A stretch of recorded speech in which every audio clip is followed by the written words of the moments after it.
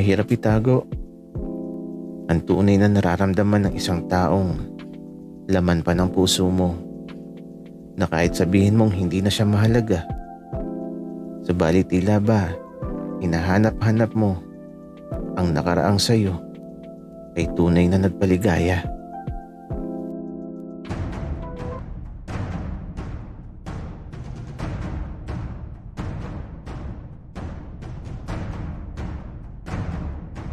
Kaibigan, huwag mong kalimutan mag-subscribe sa aming channel at huwag din kalimutan i-click ang notification bell at subscribe button. Subscribe na!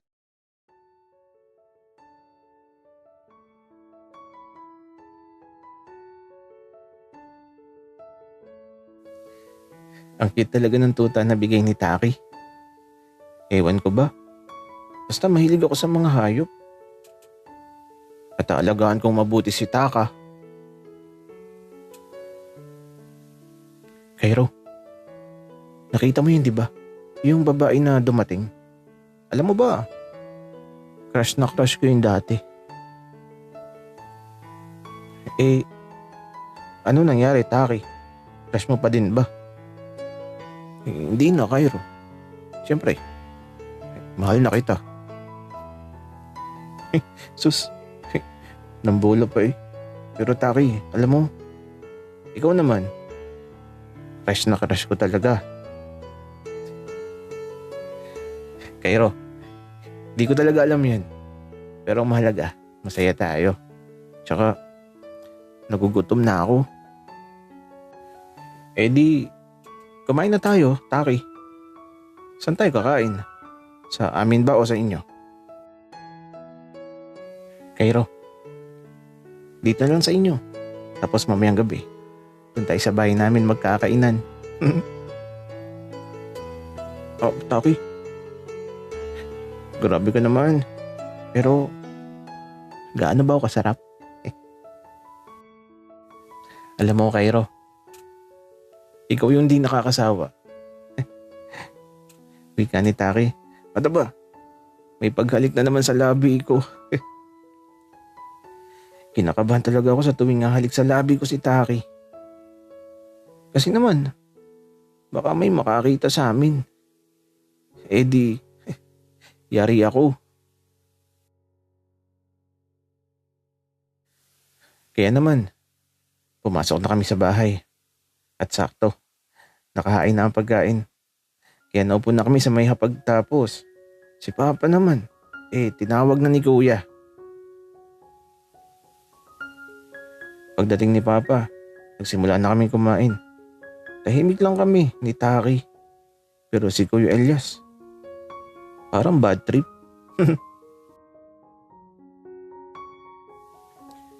Kuya Elias, may problema ka? Oo, meron. Ihatid nyo nga tong batang to sa kanila pagkakain nyo. Wika ni Kuya. Natatawa tuloy ako. Kasi naman, pinagsisilbihan pa siya nung babaeng yun. Mamayang gabi na ako uwi, baby. Magpapasundo na lang ako kay Kuya. Wika naman ng babae. Hoy, Ineng, ilang taon ka na ba? Wika naman ni Papa. 18 na po ako, Tito. At bagay na bagay po talaga kami ni Elias. Wika naman ng babae. Ay, no, natatawa na lang talaga ako. At may paghawak pa talaga siya sa tenga ni Kuya Elias ko. Bakit naman, Ining, si Elias ang trip mo? Ayaw mo ba dito kay Taki at kay Cairo? Mga kasing edad mo yan. Natatawa tuloy ako kay Papa. Nadamay pa kami ni Taki. Naku, Tito, si Kuya Elias po talaga ang gusto ko, yung matured mag-isip. Ayoko ng bata. Baka mamaya di pa marunong maghugas ng itlog ang mga yan. Nagulat naman ako dun sa babae na yun. Pero natatawa din ako. Napaka-wild naman nata masyado. At saka, Tito, kapag naging kami na ni Elias, alagaan ko po siya na parang baby. Ako na po ang laging maghuhugas sa itlog niya.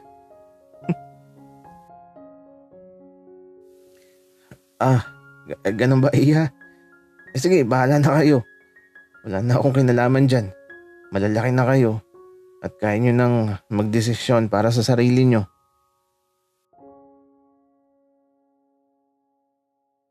Sa sinabi ni Papa, parang ibinaubayan na niya si Kuya sa babae na yun. Pero di ko na din siguro dapat problemahin yun. Ang mahalaga, masaya ako. Anak, Cairo, ikaw ba? Wala ka bang ipapakilala na jowa mo? Sa biglang tanong ni Papa, parang nabulunan ako. At ito, binigyan ako kaagad ni Taki ng tubig na may inom. Papa, wala pa po. Sasabihin ko naman kapag meron na. Wala pa ba? Akala ko meron na eh. Pero anak, kapag meron na ha, sabihin mo kaagad. Opo, Papa. Sasabihin ko kaagad pero Papa, nasabi na ba sa ni Mama na pupunta na siya bukas dito? Wika ako. Kasi nung isang gabi, sabi ni Mama, uuwi na daw siya dito. Tapos eto na ang nangyari. Biglang parang natakot si Kuya Elias. Tapos si Papa naman, ewan ko ba, nag-iba din bigla. May nasabi ba akong mali?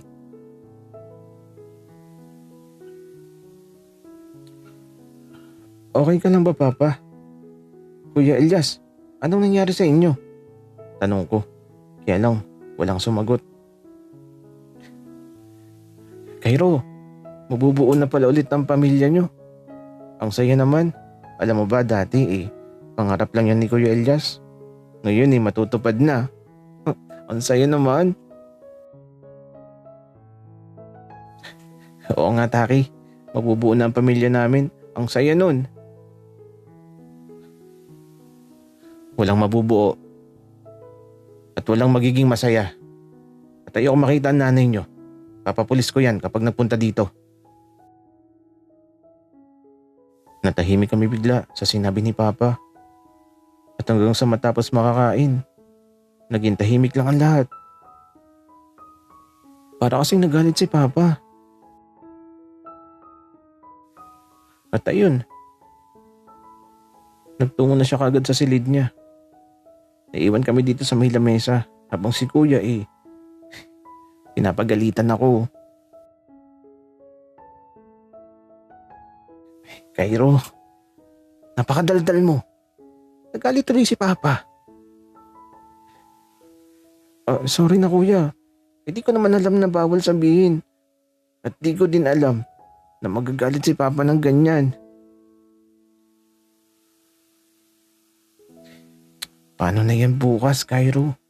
Dadating na si Mama. Anong gagawin natin? Kuya, wala tayong gagawin. Hayaan na lang natin kung anong mangyayari bukas. Ay nako, Cairo. Tapos na ba kayo? Pakibalik nga nitong bata na to sa bahay nila at ako'y naiiyamot. Ha? Bakit Kuya? Tanong ko kay Kuya. Wala naman kasing ginagawang masama yung babae sa kanya. Mamaya nyo na Kuya Tid. Maghuhugas pa ako ng mga kinainan tapos maglilinis pa ako sa bahay nyo. At lilinisin ko pa yung mga banyo at mga silid nyo. Tsaka may labahin ba kayo? Maglalaban na din ako. Wika ng babae. Napatingin tuloy kaming tatlo sa kanya.